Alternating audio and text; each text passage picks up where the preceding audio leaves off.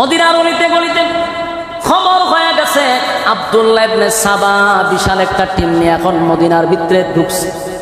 সেখানে গিয়ে সে অবস্থান করল। কিছুদিন যাওয়ার পরেই তার আসল যে উদ্দেশ্য সেটা সে বাস্তবায়ন করার জন্য সে পাগল হয়ে গেছে। এবার তার টিম নিয়ে বসছে। পয়সা শোনা, প্রতি জুমার দিনে উসমান রাদিয়াল্লাহু তাআলা উনি জুমার নামাজে দাঁড়ায় বক্তব্য দেয়, জাতির সামনে ভাষণ দেয়। জুমার নামাজে আমরা উপস্থিত থাকব। যেই মাত্র উসমান রাদিয়াল্লাহু তাআলা যখন উনি বক্তব্য দিবে মসজিদের মিম্বরে দাঁড়াইয়া, তখন আমরা মসজিদের চতুর্দিক থেকে সবাই লাফ দিয়া দাঁড়ায়া যাব। একটা গোলমাল তৈরি করবো আর বলবো আমরা আপনাকে ক্ষমতায় দেখতে চাই না। নাউজুবিল্লাহ। আমার কথা কি বুঝতেছেন? আমার যুবক ভাইরা, সকৌশলে এই আব্দুল্লাহ ইবনে সাবা তার টিম নিয়ে চতুর্দিকে মসজিদের দিকে বসায় রাখছে। মসজিদে নববীর ভিতরে হযরত উসমান রাদিয়াল্লাহু তাআলা যখন মসজিদে নববীর মধ্যে দাঁড়াইয়া উনি যখন বক্তব্য দিতে লাগলেন জাতির উদ্দেশ্যে, হঠাৎ করে তাকায়া দেখেন মসজিদের চতুর্দিক দিয়া মানুষগুলি দাঁড়ায়া বলতেছে আমরা আপনাকে দেখতে চাই না, আপনাকে আমরা ক্ষমতায় দেখতে চাই না। চিৎকার চেঁচামেচি শুরু করছে। উসমান রাদিয়াল্লাহু তাআলা লাজুক প্রকৃতির মানুষ ছিল রে। উসমান রাদিয়াল্লাহু তাআলা একজন লাজুক মানুষ ছিল, উনি নরম তবিয়তের মানুষ ছিল। এই দৃশ্য দেখার পরে উনি আর ঠিক থাকতে পারলো না। উনি সাথে সাথে অজ্ঞান হয়ে পড়ে গেছে, বেহুশ হয়ে পড়ে গেছে।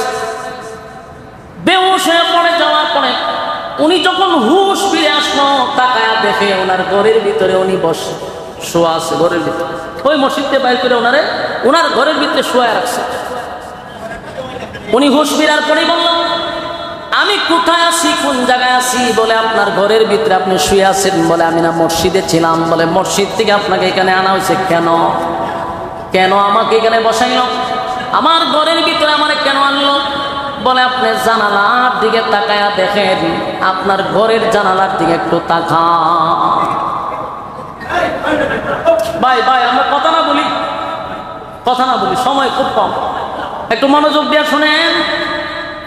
এতক্ষণ শুনলেন, এখন তো মজার জায়গা, একটু মনোযোগ দিয়ে শুনেন। গিরিঙ্গি কেন্দ্র লাগানো এই সমস্যা কিন্তু আগে ছিল, এখন নাই এমনটা না, এখন এটা আছে। কথা না, এখন আরো বেশি আছে। ঐক্যবদ্ধ হয়ে কেউ যদি চলতে চায়, মাঝখানে কেউ ঢুকতে যাবে, ঢুকবে একটা ফাটল সৃষ্টি করে। আজকে যত বলবো যত মারামারি, যত হানাহানি, সব মুনাফিকদের কারণে। মুসলমানের বেশে কিছু মুনাফিক আমাদের সাথেই বসবাস করে। যেমনি ভাবে আব্দুল্লাহ ইবনে সাবা, আব্দুল্লাহ ইবনে উবাই ইবনে সুলুলের মতো মুনাফিকরা লেবাস ছিল মুসলমানদের, কিন্তু তারা মুসলমানের বিরুদ্ধে কাজ করত, কোরআনের বিরুদ্ধে কাজ করত, নবীর বিরুদ্ধে কাজ করত। ঠিক তেমনি ভাবে আজও কিছু লেবাসদারী মৌলবীরা যুগের পর যুগ আরেকদের ঐক্য নষ্ট করতেছে বিভিন্ন ভাবে। বাইঙ্গা খাওয়ার দরকার নাই, ব্যক্তিত্ব আছে, দেখতেছেন আলেমের পেশা। এই যখনই উলামায়ে কেরাম সর্বদলীয় ঐক্য হইতে চায়, তখন একটা মাঝখানে ঢুকে যাবে, বিক্রি ঐক্য নষ্ট। ঠিক তেমনি ভাবে উসমান রাদিয়াল্লাহু তাআলা তারা বললেন যে আপনার জানালার দিকে একটু তাকায়া দেখেন। হযরত উসমান রাদিয়াল্লাহু তাআলা জানালা খুলে দেখে হাজার হাজার মানুষ ওনার বাড়ি ঘেরাও করে রাখছে। চিন্তা করছেন, দেশের একজন রাষ্ট্রনায়ক, প্রেসিডেন্ট, পুরা বাড়ি ওনারে ঘেরাও করে রাখছে, গৃহবন্দী। উসমান রাদিয়াল্লাহু তাআলা আশ্চর্য হয়ে গেলেন আর বললেন আমার বাড়ির চতুর্দিকে এত মানুষ কেন দাঁড়ায় আছে? কেন তারা চিল্লাচিল্লি করতেছে? এত মিছিল মিটিং কেন তারা করতেছে? ওই মুনাফিকরা বলে বাহিরে যারা দাঁড়ায় আছে তারা সবাই আপনার পদত্যাগ চায়। আপনি যেন এই ক্ষমতা ছেড়ে দেন, এটি আমরা চাই, ছেড়ে দিয়ে আমরা না জান না, বেজাল শেষ। নাউজুবিল্লাহ। উসমান রাদিয়াল্লাহু তাআলার কথা হলো যে আল্লাহর নবীর ইশারা আছে। ইশারা কি? বলে আমার নবী বলছেন আমি শাহাদাত বরণ করব। আল্লাহর নবী হযরত উসমানকে বলছিল তোমাকে আল্লাহ এমন একটা সম্মানের চাদর দিবে, এই চাদরটা তোমার শরীরে থাকার পরে অনেক মুনাফিকরা চাদরটা টেনে হিসড়ে নেওয়ার চেষ্টা করবে, কিন্তু চেষ্টা করবা। মহরম মাস আসলে আমরা কি মনে করি এটা কারবালার মাস। বলুন তো দেখি কারবালার ঘটনা কোরআনে আছে? ওমা কথা বল না দি, কারবালার কথা কোরআনেও নাই, এই বিষয়ে হাদিসেও নেই। নাই কেন? কারণ ঘটনাটা ঘটছে রাসূলের ইন্তেকালের 50 বছর পরে। তাহলে কোরআনে থাকবে কোথার থেকে? কিন্তু আমরা এই মাসটারে মনে করি যে মাসটা আইসি একমাত্র এই কারবালার কেন্দ্র। এই ভুল ধারণা বলে আমাদের ভিতর থেকে সরানো দরকার। 4টা মাস আছে ফজিলতপূর্ণ মাস। আরবি মাসের মধ্যে 4টা মাস হলো নিষিদ্ধ মাস, মানে ফজিলতপূর্ণ মাস। এর মধ্যে একটা মাস হলো মহরম মাস। এটি আল্লাহ দুনিয়া সৃষ্টি করার আগেই আল্লাহর সিদ্ধান্ত হলো এই 4টা মাস হলো শ্রেষ্ঠ মাস। এটা দুনিয়া সৃষ্টির থেকে। এটা কারবালাকে কেন্দ্র করে এই মাস ফজিলতপূর্ণ, বিষয়টা এমন না। তো সম্মানিত সুধী, বিস্তারিত বলারও সুযোগ নাই, আমি শুধু এতটুকুই বলবো ভাই আমরা কথা না বলি, মেহরবানি করে কথা না বলি। এটা একটু নিয়েছিলাম এটা আপনাদের ওই 3 তলায় যারা বসছে তারা দেখার জন্য এটা একটা প্রজেক্টর সিস্টেম করছে। আচ্ছা যাক ভাই শোনেন, 1 মিনিটে বলি। মিডিয়ার বিষয়ে অনেকেই আলোচনা করতেছেন। আমি তো মেহমান, ঠিক না? আমার এখানে কাউরে কিছু বলার কোনো অধিকার নেই। আমি মেহমান আসছি। তো অনেকেই আসছে নরসিংদীর থেকে ক্যামেরা নিয়ে, কেউ আসছে বৈরব থেকে, কেউ আসছে ব্রাহ্মণবাড়িয়ার থেকে, এছাড়া তো সিলেট থেকে আসছে। ইয়ং জেনারেশন যারা আছে এগুলা গান বাজনার দিকে না গিয়া ওলামায়ে কেরামদের বক্তব্যগুলা তারা রেকর্ড করে গোটা বিশ্বে প্রচার করে দেয়। আপনারা এখানে সর্বোচ্চ না হয় 1-1.5 মানুষ হইত, কিন্তু এটা দেখবে লক্ষ লক্ষ কোটি কোটি মানুষ। এই জন্য এই সমস্ত যুবকদেরকে আমরা একটু সেক্রিফাইস করার চেষ্টা করি, কারণ এগুলোর আমরা যদি বিদায় করে দিই তাহলে এরা গান রেকর্ড করবো, নাচানাচি রেকর্ড করবো। যেন এগুলো আগলায় রাখা দরকার, বালা কাজে লাগবে তাও। এই জন্য একটু সাপ দেওয়ার দরকার। আজকে যদি এরা বিদায় করে দেন, রাগ করে হবে আর ওয়াজই রেকর্ড করতাম, তাহলে এই গুণাগারের ভাগিদার আমিও আইসি। যেহেতু আপনারাও এমনভাবে করেন যেন পাবলিক ডিস্টার্ব না করতে, এরা জন্য ডিস্টার্ব না হবে, আমরা কথা না বলি। তো দেখেন এই মাসটা, বলুন এটা কি কারবালাকে কেন্দ্র করে এই মাসের ফজিলত, না আল্লাহ এই আসমান জমিন সৃষ্টি করা আগেই স্বীকৃতি দিছে? আগের থেকেই ফজিলত। এই মাস এমনি গুরুত্বপূর্ণ। এর মধ্যে হলো আশুরা, মানে 10ই মহরম যে তারিখটা, এটাকে আশুরা বলা হয়। আশুরা মানে 10ম। তো এই মাস 10 তারিখ আসলে পরে আমরা হযরত হুসাইন রাদিয়াল্লাহু তাআলা আনহুর শাহাদাতকে নিয়ে বিভিন্ন আলোচনা আমরা করে থাকি। অনেকে মাতম করে থাকি, চিল্লাচিল্লি করি, শরীরে আঘাত করি, রক্ত বের করি, মানে সাহাবীদের ভালোবাসা দেখাইতেছে। এই মাসটাই এই জন্য আসে নাই। এই মাসের ফজিলত বলতে গেলে ওয়াজতে গেলে শেষ। আসুন মূল ঘটনাগুলো আমরা একটু বলি।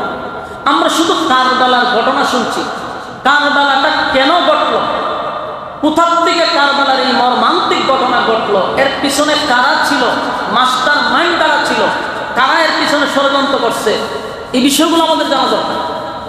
রাসূলের পরে আবু বকর সিদ্দিক রাদিয়াল্লাহু তাআলা উনি দেশ চালাইছেন।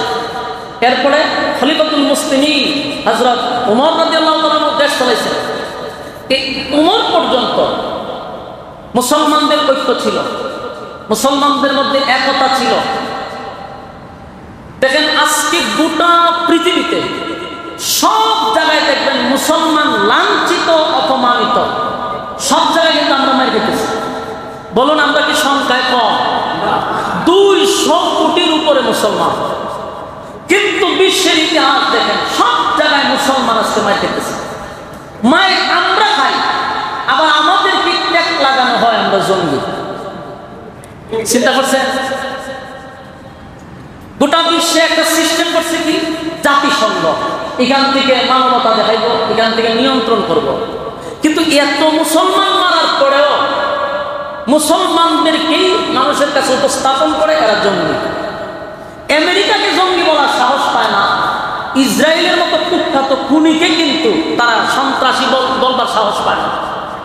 মাজলুম মুসলমানদেরকে মারার পরে তারা আবার মানুষের সামনে তাদেরকে ট্যাগ লাগায় দেয় জঙ্গি। এই যে একটা অবস্থা, এটা আজকাল থেকে নয়, এই ভীষণ আজকাল থেকে নয়। আপনারা যদি 10-15 মিনিট একটু মনোযোগ দিয়ে শুনেন তাহলে আপনারা একটা জিনিস বুঝতে পারবেন যে মুসলমানের ভিতরে এই ফাটল সৃষ্টি করলো কারা। রাসূল আরবি সাল্লাল্লাহু আলাইহি সাল্লাম যখন মক্কা থেকে মদিনায় আসছে, আসার পরে মদিনায় অসংখ্য ইহুদি ছিল। রাসূল আয়েশা ইহুদিদের সাথে একটা চুক্তি করছে, সন্ধি করছে। চুক্তিটা হইল যে আমরা একই সাথে চলবো, কিন্তু আমরা কারো সাথে যুদ্ধ করব না। কেউ যদি আমাদের উপরে আক্রমণ করে আপনারা আমাদের সাথে থাকবেন, আপনাদের উপরে আক্রমণ করলে আমরাও থাকবো আপনাদের পাশে। দেশ চালানোর জন্য একটা চুক্তি হয়েছে, কিন্তু এই চুক্তিটা ইহুদিরা বেশি দিন ধরে রাখতে পারে না, তারা এই চুক্তি ভঙ্গ করছে। আপনারা তো দেখছেন ইতিহাস, এখন ইহুদিদের চুক্তির ভঙ্গ করে এর নজির পাইছেন না আপনারা? চুক্তি ভাঙিয়ে আবার মুসলমানদেরকে মারে, এটা তাদের আগের স্বভাব। তারা চুক্তি ভাঙল। ইহুদিদের চিন্তা হলো আব্দুল্লাহর পুত্র মুহাম্মদ মক্কা থেকে মদিনায় আসার পর থেকে মুসলমানদের যে একটা বিজয়, মুসলমানদের যে একটা জয়লাভ, যেখানে যায় মুসলমান বিজয়, যেখানে যায় মুসলমান বিজয়, এটা ইহুদিদের সহ্য হইতেছে না। এরা কোনোভাবে এটা বরদাস্ত করতে পারতেছে না, এত বিজয়, এত বিজয়, যেখানে মুসলমান যায় সেখানে বিজয় লাভ করে, সুবহানাল্লাহ। কিন্তু এটা ইহুদিদের সহ্য হচ্ছে। তারা সিদ্ধান্ত নিল যে আল্লাহর রাসূলকে তারা হত্যা করবে না, আউযুবিল্লাহ। একবার করলো কি, তারা রাসূল আরবি সাল্লাল্লাহু আলাইহি সাল্লামকে এক জায়গায় দাওয়াত দিয়ে আছে ইহুদিরা, সাথে সাহাবায়ে কেরাম ছিল। হঠাৎ করে ইহুদিরা বলল যে হুজুর, আমরা আপনার সাথে একেবারে পার্সোনাল কিছু কথা বলতে চাই। সাহাবীদের এটা একটা সন্দেহ লাগছে যে আমাদের পাশে কথা বলবে না, সে পার্সোনাল কথা বলবে, এটা সাহাবীদের একটা সন্দেহ হয়েছে যে ঘটনা তো ভিন্ন। কিন্তু আল্লাহ রাসূল বললেন যে তোমরা একটু পিছনে যাও, আমি এদের সাথে একটু পার্সোনাল কথা বলবো। তারা রাসূলকে একটা ঘরের ভিতরে নিয়ে গেছে, ঘরের ভিতরে নিয়ে রাসূলকে বসাইছে। ওই ইহুদিরা আরেকজনকে বলছে তোরা ছাদের উপরে টপকায় গিয়ে বসবি, ওখান থেকে বড় একটা পাথর মুহাম্মদের উপরে ফেলাই দিবি। মূল টার্গেট হলো রাসূলকে হত্যা করার জন্য। তো এরা এইদিকে রাসূলের সঙ্গে কথা বলতেছে, আর একটা ইহুদি পাথর নিয়ে উঠছে রাসূলের উপরে ফেলাই দিবে।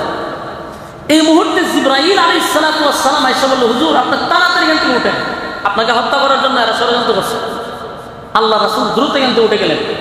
পরবর্তীতে রাসূল এই মদিনার থেকে ইহুদিদেরকে বের করে দিয়েছে, তোরা মদিনার থাকার দরকার নেই, বাইরে। এরপরে রাসূলের পরে হযরত আবু বকর দেশ শাসন করছেন। এরপরে হযরত খলিফাতুল মুসলিমিন হযরত উমর দেশ শাসন করছেন। ইহুদিরা চেষ্টা করছে মুসলমানদেরকে ধ্বংস করার জন্য, কিন্তু পারে নাই। পারে নাই কেন? হযরত উমরের নেতৃত্বে দেশ পরিচালনা হয়েছে। কোনো ইহুদি সাহসটুকু পায় নাই যে মুসলমানের মধ্যে ফাটল সৃষ্টি করবে, কিন্তু চেষ্টা চালাই গেছে। ঘটনাক্রমে ইহুদিদের মধ্যে একজনের নাম ছিল আব্দুল্লাহ ইবনে সাবা। ইয়ামেনে গিয়ে এরা বসবাস শুরু করছে, ইয়ামেনে, মদিনাতে দৌড়ে যাওয়ার পরে। এখানে থেকে বহুদিন ধরে এরা প্ল্যান করতেছে যে মুসলমানরা এত বিজয় কিভাবে হচ্ছে। আমার মুসল্লি ভাইরা একটু মনোযোগ দিয়ে শুনবেন, এখানে আমাদের শিখার আছে। এই ইহুদিরা চিন্তা করতেছে যে মুসলমানরা এত বিজয় কোথার থেকে পায়, যেখানে যায় তাদের বিজয়, যেখানে যায় তাদের বিজয়। এইভাবে যদি বিজয় হইতে থাকে গোটা পৃথিবী মুসলমানদের হাতে চলে আসবে, আমাদের অস্তিত্ব থাকবে না। তাই এখনই আমাদের একটা ব্যবস্থা নিতে হবে। কিন্তু শাসনামল কার ছিল? হযরত উমরের। এরা এটাও জানে উমরের শাসনামলে যদি আমরা কোনো গিরিঙ্গি বাজাইতে চাই আর উমর যদি কোনোভাবে টের পায়, তাহলে জাগাত শেষ করে দিবে।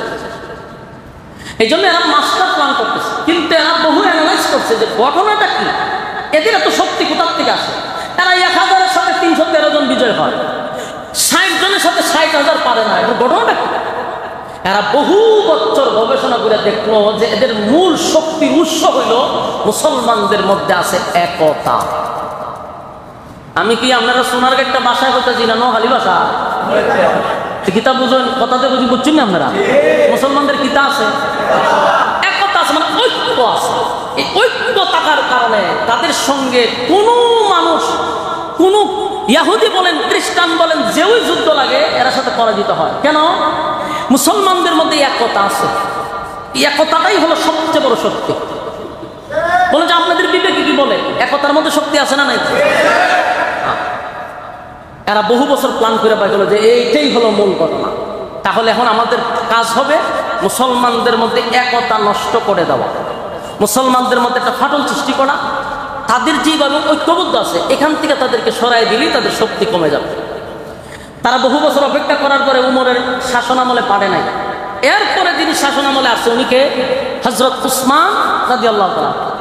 উনি ছিলেন নম্র, ভদ্র, লাজুক প্রকৃতির একজন মানুষ। এই ইহুদিরা উনার শাসনামলটাই বেছে নিছে যে এখনই আমাদের যা করা করতে হবে। কারণ উসমান অত্যন্ত নরম মানুষ, উনি ডাইরেক্ট কোনো অ্যাকশনে যাবে না। আর ওনার আমলে যদি আমরা সাকসেস না হইতে পারি আর হব না। সম্মানিত শুধু যেই ভাবনা সেই কাজ। এই আব্দুল্লাহ ইবনে সাবা ইয়ামেন থেকে মদিনায় আসছে, রেলের মাস্টার প্ল্যান তাদের। মদিনায় আইসা প্রকাশ্যে মুসলমানদের সামনে কালেমা পড়ছে। কালেমা পইরা হ্যাঁ মুসলমান হয়েছে।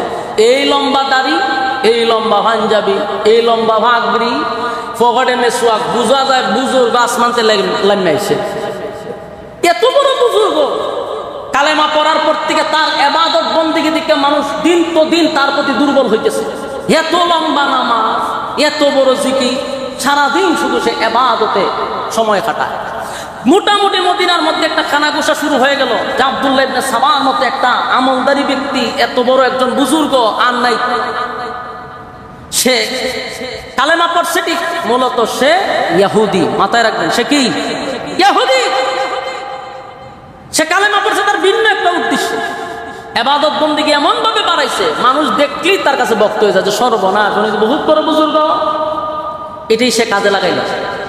কিছুদিন থাকার পরে যখন মানুষের কাছ থেকে একটা জনপ্রিয়তা পাইছে, সবার মুখে মুখে যখন তার কথা সরে গেছে, সে করলো কি, হযরত উসমান রাদিয়াল্লাহু তাআলার কাছে গেছে।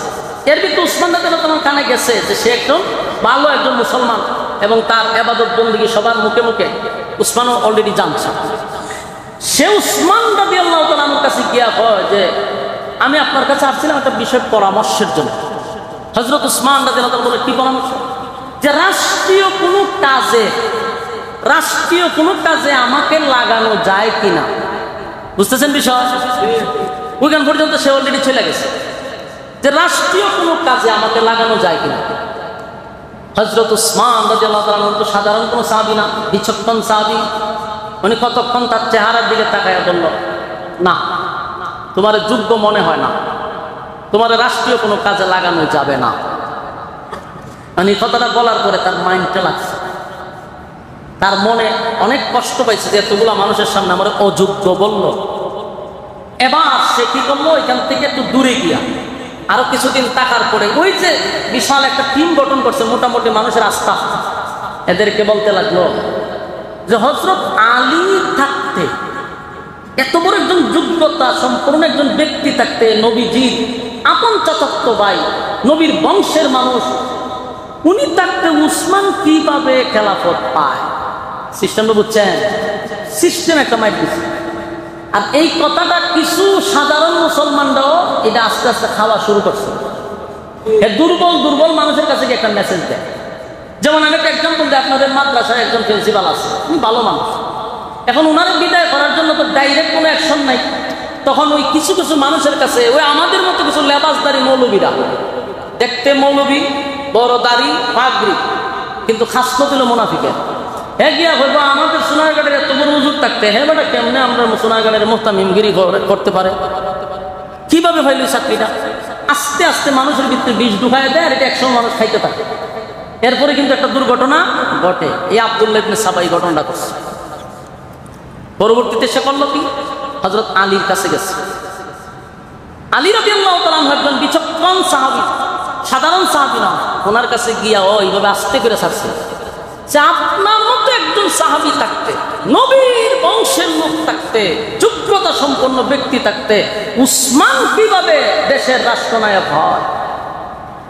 কথা বুঝতেছেন? হযরত আলী চেহারার ভাই ছায়া করে তো লক্ষণ বালানো, তোর উদ্দেশ্য বালানো। নেক্সট টাইমে যদি তুই আমার সামনে এই সমস্ত কথা বলবি তাহলে কিন্তু তোর খবর আছে। সে বুঝতে পারছে যে আমার কথা এখানে খাইতো না। অনেক মানুষ দেখবেন ভালো ওলামায়ে কেরাম যারা আছে আসলে ইখলাসপূর্ণ মানুষ, যাদের ভিতরে অহংকার নাই, হিংসা নাই, তাদের কাছে কোনো বিষয় কথা হয়ে সার পায় না। আর যাদের ভিতরে নাফাকি করা, এদের কাছে এই সমস্ত লোক গিয়া স্থান পায়। আর এরা একটা সমাজের মধ্যে এক সময় বিস্ফোরণ তৈরি করে। সবার কাছে কিন্তু সবকিছু পারে না। হযরত আলী রাদিয়াল্লাহু তাআলা, আপনাদের কি মনে হয় একজন সাহাবী নবীর শুধু খালি চাচাতো ভাই? বিষয়টা এমন না। নবীর কলিজার টুকরা মেয়ে ফাতেমার স্বামী, ঠিক কিনা? হযরত হাসান রাদিয়াল্লাহু তাআলা, হুসাইন রাদিয়াল্লাহু তাআলার বাবা এমন একজন সাহাবীর কাছে আব্দুল্লাহ ইবনে সাবা গেছিল কিছু ওসমানের বিরুদ্ধে বলার জন্য। কিন্তু হযরত আলী বললেন, আমি যা বুঝতেছি তোমার লক্ষণ ভালো না, তুমি সমাজের মধ্যে একটা ফাটল সৃষ্টি করার চেষ্টা করতেছ। নেক্সট টাইমে যদি এমন কাহিনী করো তাহলে খবর আছে। এই আব্দুল্লাহ ইবনে সাবা উসমান রাদিয়াল্লাহু তাআলাকে মানুষের কাছে কালার করার জন্য তার চেষ্টা চালায়া যাওয়া শুরু করছে। অলরেডি মানুষ বুঝে ফেলছে যে লোক বেশি সুবিধার না। খবর চলে গেছে উসমানের কাছে যে হুজুর হে কিন্তু লোক ভালো না, অতি ভক্তি সুরের লক্ষণ। এর যে পরিমাণ ভক্তি দেখছিলাম হুজুর, এ লক্ষণ ভালো না। হযরত উসমান রাদিয়াল্লাহু তাআলা বললেন, এ আব্দুল্লাহ ইবনে সাবা, আমি তোমারে বললাম তুমি মদিনার থেকে বাইর হয়ে যাও, না হয় তোমার ব্যাপারে আমি ব্যবস্থা নিব। ইয়াদ রাখবেন, মদিনার থেকে তারে বাইর করে দিছে। মদিনার থেকে বাইর করে, মদিনার এরিয়ার ভিতরে কোনো তোরা না দেখি, ফেতনা বাজার জায়গা নাই, বাইর করে দিছে। হে করলো কি? মদিনার থেকে বাইরিয়া বসরায় গেছে। বসরায় গিয়ে আশ্রয় নিছে। এখানে যাওয়ার পরে কিছু লোক ছিল উসমানের বিরুদ্ধে। কিছু লোক থাকে না, সবার কাছে কি আপনি ভালো হইতে পারবে? ইমাম সাহেব মসজিদের কি সব মুসল্লির কাছে ভালো হইতে পারে? কথা কই না দি। ইমাম সাহেব সুদের ওয়াজ করলে সুদকুর জীবনে ইমাম সাহেবরা বলা হইল। সুদকুরের বাড়িতে ইমাম সাহেবের দাওয়াত দিবা যে আমার পেটে লাথ মারছে। বসরায় যাওয়ার পরে সেখানে গিয়ে উসমান রাদিয়াল্লাহু তাআলার বিরুদ্ধে সে ষড়যন্ত্র করতেছে। সেখানের গভর্নরের কানে গিয়া পৌঁছে গেছে যে হুজুরের লক্ষণ ভালো না। বসরার মানুষের কাছে উসমানের বিরুদ্ধে বিভিন্ন ধরনের মন্তব্য করে। বসরার যিনি গভর্নর, উনি যখন বুঝতে পারছে যে হ্যাঁ ষড়যন্ত্র শুরু করছে, বসরার গভর্নর কইল, তোরে যেন এই বসরার ভিতরে না দেখি, এরে বসরার থেকে বাইর করে দিচ্ছে। ইয়াদ রাখবেন, কয়টা দেশ থেকে বাইর করছে? মদিনার থেকে বাইর করলো, গেল বসরা, বসরার থেকে তারে ঘাট ধরে বাইর করে দিচ্ছে, বলছে বসরার এরিয়ার ভিতরে যেন তোরা না দেখি। এখন সে গেছে কুফায়। সে কোথায় গেছে? সেখানে গিয়ে আবার কিছুদিন ইবাদত বন্দেগী, প্রথম যে দেশে যায় গিয়া ইচ্ছা মতে আগে নামাজ রোজা পড়ে, হাতে একটা তসবিলিয়া থাকলো, মানে মানুষের উপরে তার আস্থা আগে জন্মাইতে হবে যে না লোক বালা। সেখানে যাওয়ার পরে তার ইবাদত বন্দেগী দেখে মানুষের সর্বনাশ। এত বড় বুজুর্গ মানুষ তার উপরে আকৃষ্ট হইতে লাগলো। কিছুদিন পরেই আস্তে আস্তে তার যে মিশন, এটা হলো মানুষের কাছে, জনগণের কাছে উসমানের ব্যাপারে মানুষকে ভুল ধারণা দেওয়া। তাই মানুষের কাছে বলতে লাগলো, অনেক সাহাবীদের কাছেও বলতে লাগলো উসমান কেমন মানুষ। সাহাবীরা বলে উসমানের মতো ভালো তো হয় না, উনি অনেক ভালো মানুষ, দানশীল মানুষ, উনি প্রচুর মানুষকে দান করে। এই আব্দুল্লাহ ইবনে সাবা কয়, সে কি দান করে? তার নিজের পকেটের টাকা। সে তো রাষ্ট্রীয় টাকা মানুষের কাছে দেয়, স্বজন প্রীতি দেখায়। স্বজন প্রীতি দেখায় না, নাউজুবিল্লাহ। রাষ্ট্রের টাকা মানুষকে দান করে স্বজন প্রীতি দেখায় উসমানে। উসমানকে নিজের ঘর দিয়ে খরচ করেনি। চিন্তা করেন কত বড় খারাপ। এই কথাটিও কিছু কিছু মানুষের মানতে, আস্তে আস্তে মানতে শুরু করছে। হইতে পারে, নাউজুবিল্লাহ। মানুষের ভিতরে আস্তে আস্তে এগুলো ঢুকাইতেছে। উসমান এত বড় একজন সাহাবী, আলী থাকতে উসমান কিভাবে দেশের রাষ্ট্রনায়ক হয়? ঘটনা যখন চতুর্দিকে ছড়ায় গেল, কিছুদিন থাকার পরে ওই কুফার গভর্নর জানতে পারল এ লোক ভালো না, এ মানুষের কাছে উসমানের বিরোধিতা শুরু করছে। তখন ওই কুফার থেকেও তারা গাড় ধরে বের করেছে। কুফার থেকেও কথা বুঝতেছেন আমার বলছে, তোর যেন এরিয়ার ভিতরে না দেখি, রাষ্ট্রীয়ভাবে বের করে দিচ্ছে। তাহলে প্রথম বের করছে কোথার থেকে? মদিনার থেকে, এরপরে বসরা, এরপরে কুফার থেকে বের করে দিচ্ছে। এখন হে গেছে শাম দেশে। কোথায় গেছে? শাম দেশে গেছে। শাম দেশের যিনি গভর্নর ছিল উনি হলেন হযরত মুআবিয়া রাদিয়াল্লাহু তাআলা আনহু। দেশ যতজন সাহাবী চালাইছেন এর মধ্যে সবচেয়ে বিচক্ষণ যিনি ছিলেন, মানে দেশ চালানোর মতো যোগ্যতার মধ্যে একজন ছিলেন হযরত মুআবিয়া রাদিয়াল্লাহু তাআলা আনহু। বিচক্ষণ একজন শাসক ছিলেন। এই শাম দেশে গিয়া ও সাধারণ মুসলমান এখানে বইয়ে কথা বলতে দুটার আলাদা করে দাঁড়ে বইয়ে কথা বলতেছে। এই শাম দেশে গিয়া ও এই ইহুদি আব্দুল্লাহ ইবনে সাবা প্রথমে ইবাদত বন্দি করে মানুষকে বুঝাইছে আমি বড় বুজুর্গ। মানুষ যখন তার কাছে আসতে লাগলো তখন আস্তে আস্তে সে বিষ ঢুকাইতে লাগলো। গভর্নর ছিলেন কে? হযরত মুআবিয়া রাদিয়াল্লাহু তাআলা। সাধারণ কোনো শাসক না। উনার কাছে যখন পৌঁছে গেছে যে আব্দুল্লাহ ইবনে সাবা মুসলমানদের মধ্যে ফাটল সৃষ্টি করতেছে, মুআবিয়া রাদিয়াল্লাহু তাআলা আনহু এই কথাটা শুনছে, কোনো ব্যবস্থা নিচ্ছে না। তখন ভাবছে একজনে কইছে, দুইজনে কইছে, আরো শুনি। হঠাৎ করে এই আব্দুল্লাহ ইবনে সাবা নবীর একজন সাহাবী, নবীর একজন ঘনিষ্ঠ সাহাবীর কাছে বলতেছে, আচ্ছা শুনো, উসমান কিভাবে খেলাফত পেল? তো কেন? কারণ আলী যেখানে আছে এখানে তো উসমান পাওয়ার কথা না। এই সাহাবী বলল যে, রে তোমার কথাবার্তার মধ্যে তো আমি ইহুদিদের গন্ধ পাইতেছি। সুবহানাল্লাহ। নবীর সাহাবী বুঝতে পারছে যে তোর কথার মধ্যে আমি ইহুদিদের গন্ধ পাইতেছি। তুই কি আসলে ইসলাম প্রচার করস না ইহুদিদের প্রচার প্রসার শুরু করছস? তোর লক্ষণ ভালো না। এই সাহাবী আর কাহাদা ধরছে, তুই আমার সাথে লইয়া গেছে মুআবিয়া রাদিয়াল্লাহু তাআলার কাছে। গে হুজুর, এর লক্ষণ ভালো না। হে হযরত উসমানের বিরোধিতা করতেছে, আমার সন্দেহ লাগতেছে লোকটারে। হযরত মুআবিয়া রাদিয়াল্লাহু তাআলা বললেন, তোরে যেন শাম দেশের ভিতরে আমি না দেখি। কথা কি বুঝতেছে? এরে কয় দেশ থেকে বাইর করছে বুঝতেছেন নি? তোরে যেন আমি শাম দেশের ভিতরে না দেখি, এখান থেকে তারে বাইর করে দিল। এখন সে যাবে কোথায়? এবার সে গেল মিশর। এবার কোথায় গেছে? মিশরে কিন্তু একটা অংশ ছিল হযরত উসমানের বিরুদ্ধে। এখন মিশরে গিয়া তার মিশন সাকসেস হয়েছে। কথা বুঝতেছেন? সেই ইয়ামেন থেকে যে মিশন নিয়ে নামছিল এটা বাস্তবায়ন হয়েছে তার মিশরে। মিশরে গেলে আগের থেকে কিছু লোক উসমানের বিরুদ্ধে আছে। এখানে গিয়া শুরু করলো উসমান রাদিয়াল্লাহু তাআলার বিরুদ্ধে। মানুষ তো তার এই লেবাস দেখা আর তার ইবাদত বন্দি দিকে হইয়া মনে কোন বুজুর্গ যদি কয় উসমানের বিরুদ্ধে, তা আমরা তো ঠিকই ধারণা করছি। শুরু হইল, কিন্তু বিষয়টা মনোযোগ দিয়ে আছে না। লম্বা একটা সময় আব্দুল্লাহ ইবনে সাবা কিন্তু কাটাইছে মিশরে। লম্বা একটা সময় কাটানোর পরে তার মিশন বাস্তবায়ন হয়ে গেল। তার বিশাল একটা টিম হয়ে গেছে। এখন কিন্তু সে একা না। এখন একা না, বহু মানুষ তার মুরিদান হয়ে গেছে। এর ভিতরে বহু মানুষ তার দলে নিয়ে আসছে। কিন্তু তখন গোটা মিশরের মধ্যে তার এই চক্রান্ত যখন চলতে লাগলো, ওখানেও কিছু নবীর সাহাবীরা ছিল। তারা বুঝতে পারছে এর উদ্দেশ্য ভালো নয় রে, এর লক্ষ্য ভালো নয়, এর উদ্দেশ্য ভালো নয়। এ মুসলমানদের মধ্যে ফাটল সৃষ্টি করবে। এই কারণে ওখানকার গভর্নরের কাছে খবর গেল যে হুজুর, এ কিন্তু গোটা মিশরের মধ্যে একটা অবস্থা তৈরি করছে। হযরত উসমানের বিরোধিতা শুরু করছে, সাহাবায়ে কেরামদেরকে নিয়ে সমালোচনা শুরু করছে। শেষ পর্যন্ত মিশরের গভর্নর পর্যন্ত এর গাড় করে মিশরকে বের করে দিচ্ছে। এখন বলেন, প্রথম ইয়ামেন থেকে গেছে কোথায়? মদিনা।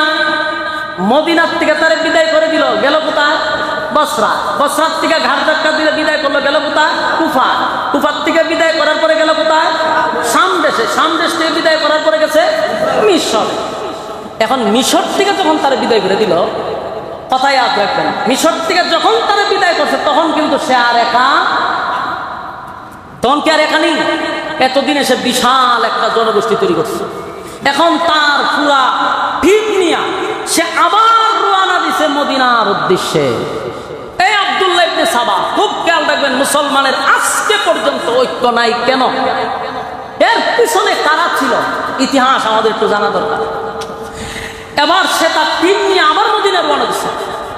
মদিনায় যেমন গেছে এখন তার একা না, হে আরো কাজ করছে কি, ওই যে বসরায় গেছিল, এখানে কিন্তু কিছু লোক তার তৈরি হয়েছে, এখান থেকে কিছু লোক নিছে, কুফার থেকে কিছু লোক নিছে, কারণ তার তো কিছু লোক হয়েছে, কুফার থেকে কিছু লোক লইছে, শাম থেকে কিছু লোক লইছে, এইভাবে নিয়ে বিশাল টিম তৈরি করছে।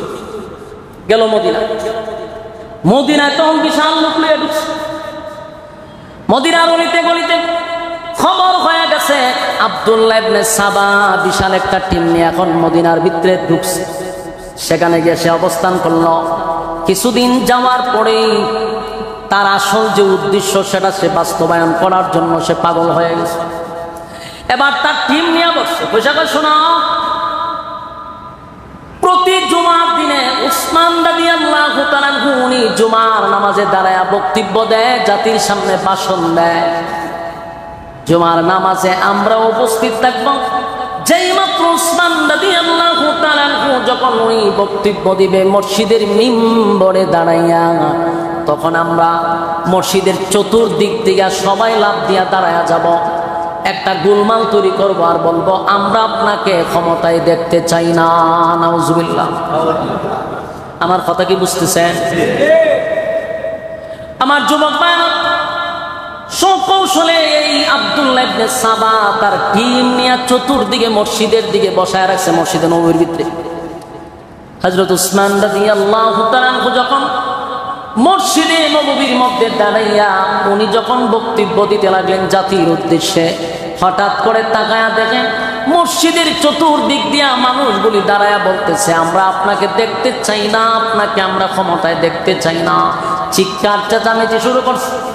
উসমান রাদিয়াল্লাহু তাআলা লাজুক প্রকৃতির মানুষ ছিল রে। উসমান রাদিয়াল্লাহু তাআলা একজন লাজুক মানুষ ছিল, উনি নরম তবিয়তের মানুষ ছিল।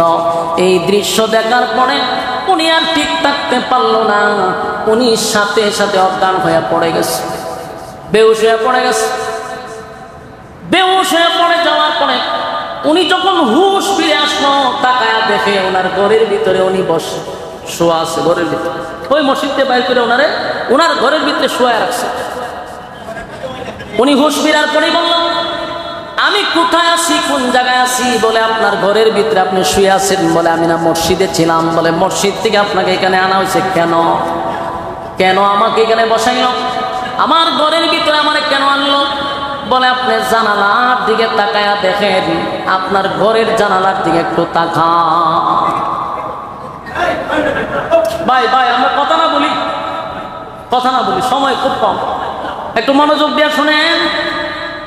এতক্ষণ শুনলেন, এখন তো মজার জায়গা, একটু মনোযোগ দিয়ে শুনেন। গিরিঙ্গি কেমনে লাগানো? এই সমস্যা কিন্তু আগে ছিল, এখন নাই এমনটা না, এখন এটা আছে। কথা না, এখন আরো বেশি আছে। ঐক্যবদ্ধ হয়ে কেউ যদি চলতে চায়, মাঝখানে কেউ ঢুকতে যাবে, ঢুকবে একটা ফাটল সৃষ্টি করে। আজকে যত বলবো যত মারামারি, যত হানাহানি, সব মুনাফিকদের কারণে। মুসলমানের বেশে কিছু মুনাফিক আমাদের সাথেই বসবাস করে। যেমনি ভাবে আব্দুল্লাহ ইবনে সাবা, আব্দুল্লাহ ইবনে উবাই ইবনে সুলুলের মতো মুনাফিকরা লেবাস ছিল মুসলমানদের, কিন্তু তারা মুসলমানের বিরুদ্ধে কাজ করত, কোরআনের বিরুদ্ধে কাজ করত, নবীর বিরুদ্ধে কাজ করত। ঠিক তেমনি ভাবে আজও কিছু লেবাসদারী মৌলবীরা যুগের পর যুগ আরেকদের ঐক্য নষ্ট করতেছে বিভিন্ন ভাবে। বাইঙ্গা খাওয়ার পর রান্নায় ব্যক্তিত্ব আছে, দেখতেছেন আলেমের পেশা। এই যখনই উলামায়ে কেরাম সর্বদলীয় ঐক্য হইতে চায়, তখন একটা মাঝখানে ঢুকে যাবে, বিক্রি ঐক্য নষ্ট। ঠিক তেমনি ভাবে উসমান রাদিয়াল্লাহু তাআলা আনহুকে তারা বললেন যে আপনার জানালার দিকে একটু তাকায়া দেখেন। হযরত উসমান রাদিয়াল্লাহু তাআলা জানালা খুলে দেখে হাজার হাজার মানুষ ওনার বাড়ি ঘেরাও করে রাখছে। চিন্তা করছেন, দেশের একজন রাষ্ট্রনায়ক, প্রেসিডেন্ট, পুরা বাড়ি ওনারে ঘেরাও করে রাখছে, গৃহবন্দী। উসমান রাদিয়াল্লাহু তাআলা আশ্চর্য হয়ে গেলেন আর বললেন, আমার বাড়ির চতুর্দিকে এত মানুষ কেন দাঁড়ায় আছে, কেন তারা চিল্লাচিল্লি করতেছে, এত মিছিল মিটিং কেন তারা করতেছে? ওই মুনাফিকরা বলে, বাহিরে যারা দাঁড়ায় আছে তারা সবাই আপনার পদত্যাগ চায়। আপনি যেন এই ক্ষমতা ছেড়ে দেন, এটি আমরা চাই, ছেড়ে দিয়ে আমরা লাইন জানগা, বেজাল শেষ। নাউজুবিল্লাহ। উসমান রাদিয়াল্লাহু তাআলার কথা হলো যে আল্লাহর নবীর ইশারা আছে। ইশারা কি? বলে আমার নবী বলছেন আমি শাহাদাত বরণ করব। আল্লাহর নবী হযরত উসমানকে বলছিল, তোমাকে আল্লাহ এমন একটা সম্মানের চাদর দিবে, এই চাদরটা তোমার শরীরে থাকার পরে অনেক মুনাফিকরা চাদরটা টেনে হিসড়ে নেওয়ার চেষ্টা করবে, কিন্তু তোমার মৃত্যুর আগ পর্যন্ত তুমি তোমার চাদরকে জড়ায় রাখার চেষ্টা করবা। এর উদ্দেশ্য হলো উসমান রাদিয়াল্লাহু তাআলাকে যে খেলাফতের দায়িত্ব পাইছেন, এই খেলাফত থেকে নামার জন্য কিছু মুনাফিকরা চেষ্টা করতেছে কিনা। তার মানে ভবিষ্যৎবাণী হলো এটা নিয়ে তারা টানাটানি করবে, কিন্তু আল্লাহ রাসূল বলছে আমার শাহাদাতের আগ পর্যন্ত আমি যেন গদিটা না ছাড়ি। তাই হযরত উসমান রাদিয়াল্লাহু তাআলা বললেন, না, কখনো হতে পারে না, এটা তোমরা যেটা ভাবতেছো এটা কখনো সম্ভব না। আমার নবী আমারে ঘোষণা দিয়েছেন শাহাদাতের আগ পর্যন্ত আমি যেন এই জায়গাতেই থাকি, আমি যেন পদত্যাগ না করি, এটা আমার নবীর ঘোষণা। তাই জীবন চলে যাবে রে, আমি আমার জায়গার থেকে লড়ব না। ওই আর কি হয়ে গেছে, সবাই মিছিল শুরু করে, গদি ছেড়া দেন, গদি ছেড়া দেন, এমন ভাবে আন্দোলন শুরু করছে।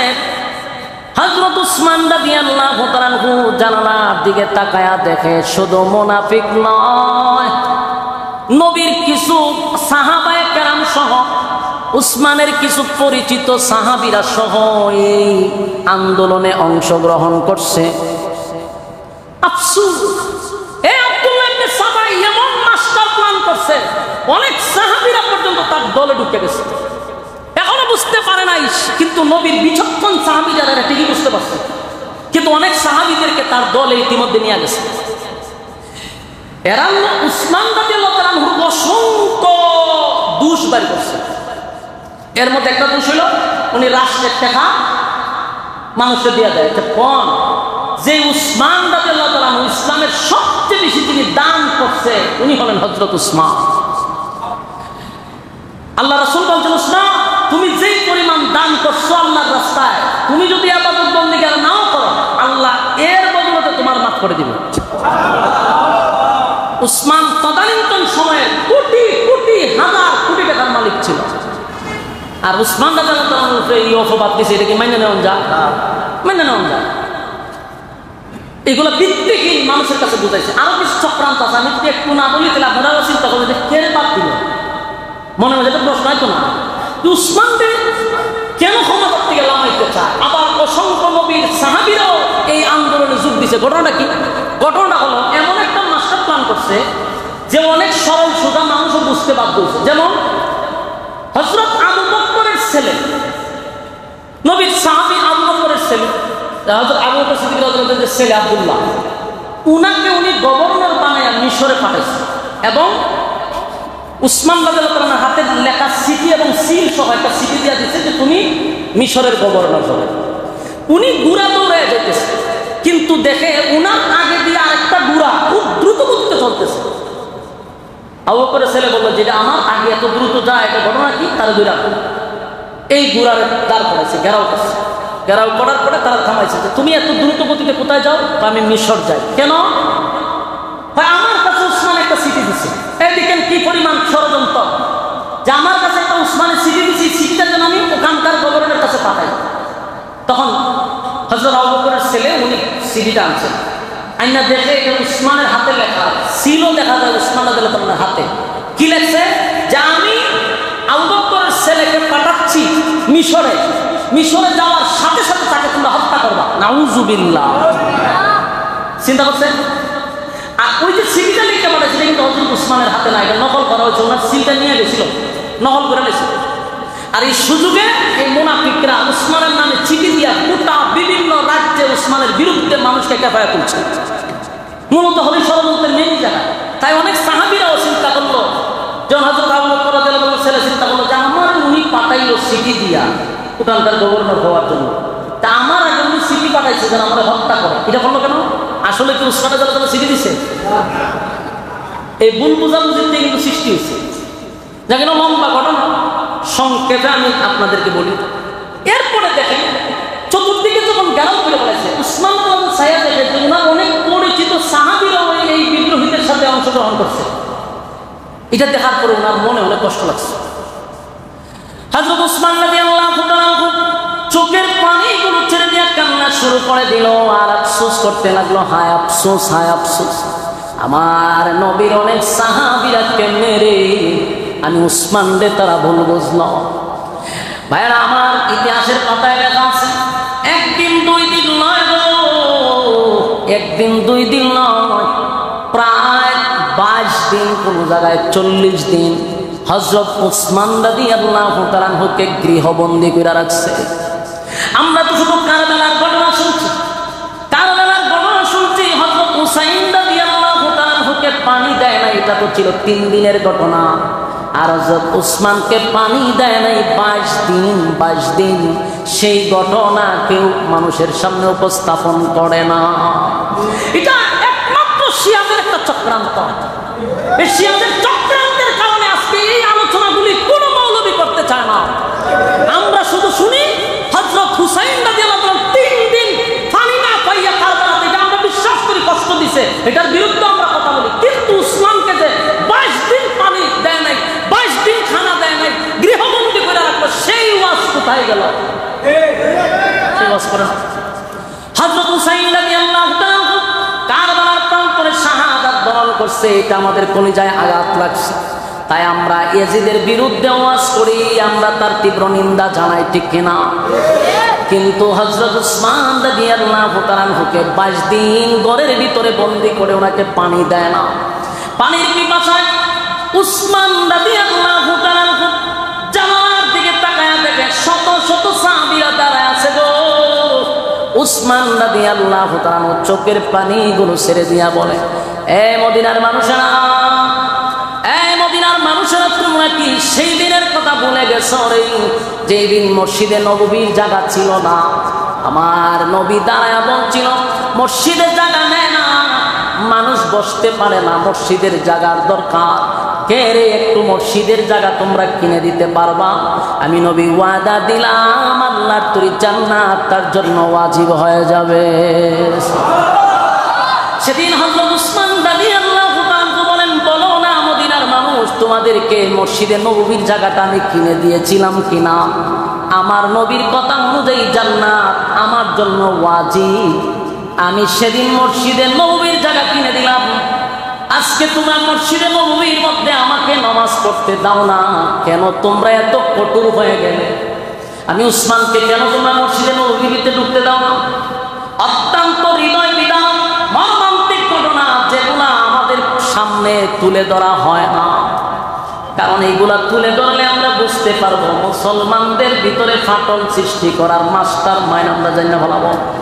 এই যেন আমরা না জানি, এই জন্য কারবালার মধ্যে নিয়ে আমরা রাখছে, আমরা কই রাখছে কারবালার ভিতরে। দেখো উসমান রাদিয়াল্লাহু তাআলার ঘটনা, হযরত আলী রাদিয়াল্লাহু তাআলাকে কারা হত্যা করলো, উসমানকে কারা হত্যা করলো, এই রহস্য যদি আমরা জানতাম তাহলে বুঝতে পারতাম এর পিছনে কারা ইন্ধন দাতা। হযরত উসমান রাদিয়াল্লাহু তাআলা চোখের পানিগুলো ছেড়ে দিয়ে কান্দে আর বলে, মদিনার মানুষ কেমনে রে তোরা ভুলে গেলি? এই মসজিদে নববীর মধ্যে যখন জায়গা হতো না, আমি উসমান টাকা দিয়া জায়গা কিনে দিলাম, আজকে মসজিদে নববীর ভিতরে আমারে ঢুকতে দিলি না, 22 দিন ধরে আমারে গৃহবন্দী করে রাখলে, এক ফোঁটা পানি আমারে দেও না। মদিনার মানুষ, তোমরা কি ভুলে গেছো যেদিন মদিনার মানুষ পানি পান করতে পারতো না? একটা কূপ ছিল, আল্লাহর নবী দাঁড়ায়া বলছিল, কে পারবা এই কূপটা কেউ কিনে দিতা যেন মদিনার মানুষ পানি পান করতে পারে? সেদিন তদানীন্তন সময়ে 50 লক্ষ টাকা খরচ করে আমি কূপটা তোমাদের জন্য কিনে দিছি, মদিনার মানুষ যেন পানি পান করতে পারে। আমার টাকার কিনা কূপের পানি মদিনার মানুষ খায় রে, আর আমি 22 দিন ধরে পানি পাই না, তোমরা আমার সঙ্গে এমনটা কেন করলা? অত্যন্ত মর্মান্তিক ঘটনা। উসমান রাদিয়াল্লাহু তাআলা কান্না বিদ্রোহীদের কানে যায় না গো। অনেক সাহাবীরা উসমানকে ভুল বুঝতে লাগলো। হায় রে, উসমান বারবার বলল, আমার টাকার কিনা পানি তোমরা খাও, আমার স্ত্রী আর আমি পানি পাই না, আমি পানি পান না করে রোজা রাখি, ইফতার ছাড়া রোজা রাখতেছি। উসমান রাদিয়াল্লাহু তাআলার এই বক্তব্য শোনার পরে আম্মা জানের উম্মে সালমা নবীর একজন স্ত্রী ছিল, উনি যখন শুনল উসমানের এই করুণ ঘটনা, উনি তাড়াতাড়ি 1 বোতল পানি উনি হযরত উসমানের কাছে নিয়ে আসার জন্য রওনা দিল। কিন্তু তাকায়া দেখেন আম্মা জান উম্মে সালমা যখন উসমানের কাছে পানি নিয়ে আসবে, তখন রাস্তার মধ্যে ওই বিদ্রোহীদের দলেরা আম্মা জানকে আটকায়া দিছে। মহিলাদেরকে দিয়ে আম্মাদেরকে চেক করেছে, চেক করে দেখে পানির বোতল। কত বড় পাষণ্ড এই মুনাফিকের বাচ্চাগুলি! সেদিন আম্মা জানকেও 1 ফোঁটা পানি উসমানের কাছে নিতে দেয় নাই, পানি নিতে দেয় না। হযরত উসমান রাদিয়াল্লাহু আনহু চিঠি লিখলেন হযরত আলী রাদিয়াল্লাহু তাআলার কাছে, আলী রে, গোটা মদিনার মানুষ আমার 1 ফোঁটা পানি পান করতে দেয় না। হযরত আলী চিঠি পাওয়ার পরে পাগল হইয়া উসমানের কাছে চিঠি লিখলেন আর বললেন, উসমান আপনি শুধু ওয়ার্ডার দেন, আমি উসমান আপনি শুধু ওয়ার্ডার দেন, আমি আলী ওয়াদা দিতেছি, আমরা তাদের সঙ্গে যুদ্ধ করব, যুদ্ধ করে সবগুলারে শেষ করে দিব, আপনি শুধু অনুমতি দেন।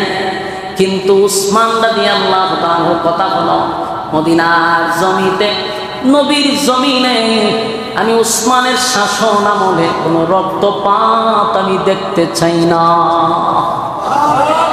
এত নির্মম, ওনার উপরে এত নির্যাতন চালাইল, কিন্তু উনি একটা কথাই বলল, আমি উসমান বেঁচে থাকতে মুসলমানদের মধ্যে মুসলমানদের রক্তপাত হোক, এটা আমি চাই না।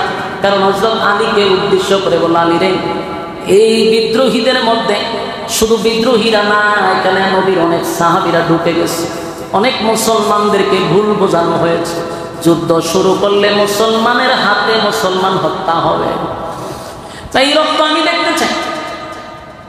হযরত আলীও চেষ্টা করলেন উসমানের কাছে যাওয়ার জন্য, কিন্তু বিদ্রোহীরা আলীকে আটকায়া দিল।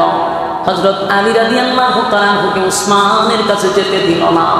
হযরত আলী তখন মাথার পাগড়িটা উসমানের কাছে পাঠায়া দিল যে, আমি আসতে চাইছিলাম কিন্তু আমারে আসতে দেয় নাই রে। এই অবস্থা যখন চলতে লাগলো, অন্যদিকে হযরত আলী রাদিয়াল্লাহু তাআলা ওনার ছেলে, 2 জন যুবক ছেলে, একজন হাসান, হুসাইন রাদিয়াল্লাহু তাআলা, 2 জনকে পাঠায়া দিলেন, তোমরা উসমানের বাড়ির প্রথম গেটের সামনে দাঁড়ায়া থাকবা, কোন বিদ্রোহীরা যেন উসমানকে হত্যা না করতে পারে। কলিজার 2টা ছেলেকে পাঠায়া দিল, তোমরা যেভাবে হোক উসমানকে হেফাজত করবা। সুবহানাল্লাহ। তো সামনে তো দরজায় দাঁড়িয়ে আছে হযরত আলীর ছেলে, 2 জন যুবক দাঁড়িয়ে আছে, অসংখ্য যুবক সাহাবীরা উসমানের পক্ষে ছিল, তারা দাঁড়িয়ে আছে যেন উসমানের উপরে আক্রমণ না করতে পারে। কিন্তু এই গাথ মুনাফিকের বাচ্চাগুলি, ইহুদিদের বাচ্চাগুলির স্বভাব হলো পিছন দিকে মারা, এটা স্বভাব কি হতা পারে। আমরা দেখছেন না ফিলিস্তিনের অবস্থা, যখন মানুষ ঘুমায় তখন ইহুদিদের বাচ্চারা আমাদের নিষ্পাপ মা বোনদেরকে হত্যা করে, এটা তাদের অবস্থা। সম্মানিত শুধু সময়ও শেষ, আলোচনা কতক্ষণ নিয়ে যাব, আমি আপনাদের সামনে শেষ কথাটুকু বলি। সামনে দিয়া যখন উসমানকে পাহারা দিতেছিল, কিন্তু আব্দুল্লাহ ইবনে সাবার গোষ্ঠীরা উসমান রাদিয়াল্লাহু তাআলা ওয়াল টপকায়া ভিতরে যখন ঢুকে গেল, উসমান রাদিয়াল্লাহু তাআলা একজন সাহাবীর সঙ্গে কথা বলতেছিল। এর মধ্যে মদিনার অনেক সাহাবী উসমানের কাছে গেছে, অনেক আনসার সাহাবীরা গেছে, হুজুর খালি অনুমতি দেন, আমরা আপনার পক্ষে যুদ্ধ করব। উসমানের কথা হলো, না, কোনো যুদ্ধ চাই না, আমি গতকালকে স্বপ্নে দেখছি রে, আমার নবী আবু বকরকে নিয়া, ওমরকে নিয়া দাঁড়ায় আছে, আমারে বলতেছে উসমান আজকে রাত্রি তুমি আমার সঙ্গ চেহারি করো। নবী স্বপ্নের মধ্যে ওনাকে পানি পান করাইলেন, উনি তৃপ্তি মিটাইয়া পানি পান করছেন। আর আল্লাহর হাবিব বললেন স্বপ্নের মাধ্যমে তুমি এখন রোজা রাখবা, শীঘ্রই তুমি আমাদের সঙ্গে বসে ইফতারি করবা। সুবহানাল্লাহ। হযরত উসমান বুঝে গেছেন যে আজকে ইফতারের আগে আমি দুনিয়ার থেকে বিদায় হয়ে যাব, আমি শাহাদাত বরণ করব। তাই উসমান রাদিয়াল্লাহু তাআলা কুরআন শরীফ নিয়ে যখন পড়তেছিলেন, একটা আয়াত পড়তেছিলেন, ফাসায়াকফিকাহুমুল্লাহ, এই আয়াতটা পড়তেছিল, পিছনের ওয়াল টপকাইয়া ঘাতকরা ঘরের ভিতরে প্রবেশ করে হযরত উসমান রাদিয়াল্লাহু তাআলার মাথা মোবারকের মধ্যে আঘাত করছে। ওনার মাথা মোবারকটা কেটে কোরআনের মধ্যে পড়ে গেছে। আমার যুবক ভাইরা, পিছন থেকে আঘাত করে উসমানকে হত্যা করলো। উসমান রাদিয়াল্লাহু তাআলা শাহাদাত বরণ করলো। যে আয়াতটা পড়ছিল ফাসায়াকফিকাহুমুল্লাহ, তাদের জন্য আল্লাহ যথেষ্ট। এই আয়াতের মধ্যে রক্তটা যখন পড়ে গেল, কিয়ামতের ময়দানে অসংখ্য সাহাবীদের সাক্ষী হবে, শাহাদাতের সাক্ষী হবে গুড়া তলোয়ার, কিন্তু হযরত উসমান একমাত্র ব্যক্তি যার শাহাদাতের সাক্ষী হবে স্বয়ং আল্লাহর কোরআন। আমার যুবক ভাইরা, উসমান রাদিয়াল্লাহু তাআলাকে হত্যা করার পরে গোটা মদিনায় ছড়ায়া গেল রে, উসমানকে তারা শাহাদাত বরণ করছে, উসমান শাহাদাত বরণ করছে। আমার এরপরে ঘটনা শেষ নয়, কিন্তু সময় নাই। এই ধারাবাহিকতায় যদি আলোচনা শুনতে চান, এবার তাকায় দেখেন এরপরই শেষ নয়। হযরত আলী রাদিয়াল্লাহু তাআলাকে কেমনে মারা হয়েছে, এটার একটা বিশাল চক্রান্ত ছিল। এরপরে হযরত হাসানকে, হুসাইন রাদিয়াল্লাহু তাআলাকে মারার পিছনে কারা কারা জড়িত ছিল, এগুলা যদি বলতে থাকি আরো 2 ঘন্টা সময়ের দরকার। কমপক্ষে 2 ঘন্টা। ও হলো উসমান রাদিয়াল্লাহু তাআলা, বেলাল শেষ হয়েছে না, আলোচনা করতে গেলে আর 1 ঘন্টা দরকার। এরপরে খেলাফত কাকে দিবে জানি না, বড় যুদ্ধ হয়েছে, মুআবিয়ার সঙ্গে যুদ্ধ হয়েছে, হযরত আলী রাদিয়াল্লাহু তাআলা আম্মা জান আয়েশার সঙ্গে যুদ্ধ হয়েছে। এই যে বাবল সৃষ্টি করলো উসমান রাদিয়াল্লাহু তাআলার পর থেকে নিয়ে আজকে পর্যন্ত এখন যারা বসে আছেন, এই পর্যন্ত মুসলমানদের আর ঐক্য হইল না। এই ঐক্য নষ্ট করার পিছনে হলো ইহুদি। আর ইহুদিরা ঢুকে হলো মুসলমানের বেশ ধরে, কিছু মুসলমান মুনাফিক, তারা বেশ ধরে মুসলমানের ভিতরে ভিতরে তারা মুনাফিক। এই মুনাফিকদের ব্যাপারে আল্লাহ কোরআনের আয়াত পর্যন্ত নাযিল করছে। সম্মানিত শুধু তাই আমরা সতর্ক থাকবো। লম্বা দাঁড়িয়ে হাঙ্গামে দেখবেন প্রথমে তার ফ্রেমে হাবুডুবু খাই আমরা যাচাই বাছাই করার দরকার আছে না? আল্লাহ রাব্বুল আলামিন আমাদের এই কথাগুলোর উপরে মান শুননেওয়ালা বলনেওয়ালা উভয়কে যেন বোঝার তৌফিক দান করে, মুসলিম উম্মাহর মধ্যে যেন ঐক্য তৈরি হওয়ার তৌফিক দান করে। সকলে বলে আমিন। আসসালামু আলাইকুম ওয়া রাহমাতুল্লাহি ওয়া বারাকাতুহু।